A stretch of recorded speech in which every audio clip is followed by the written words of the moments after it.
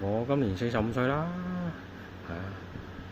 喂，我呢啲人會有人妒忌㗎，係啊。我普通人嚟嘅咋，係啊。真係啊，我教你睇啊。你成班老嘢老嘢嘢咁扮咩？扮乜嘢啊？抽唔夠水發老脾啊？你而家發窮惡啊？而家走嚟抽唔夠水又喺度發窮惡，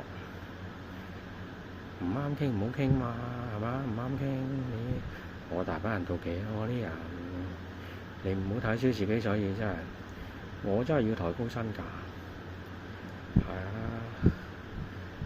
即係大家唔同路啊嘛，係嘛？你唔友善對我嘅，攞部手機食我先嘅，咁是非當人情，係啊，我又冇得罪你，係啊，成日搞埋啲小圈子，我話你睇啊，死老鬼，我 fit 過你嘅，我 fit 過你多聲啦，你老鬼嚟㗎你哋係嘛？你仲搞小圈子，係啊，我得咩啫？全部都卒仔，搞死人啊！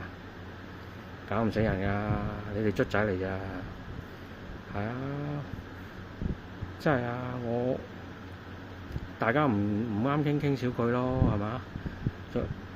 做咩要即係針對人啦，係嘛？發窮惡啊而家嚇，所以咧真係自己啱傾嘅傾幾句冇問題，真係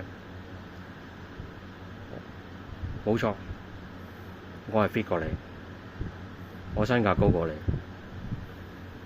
嗯。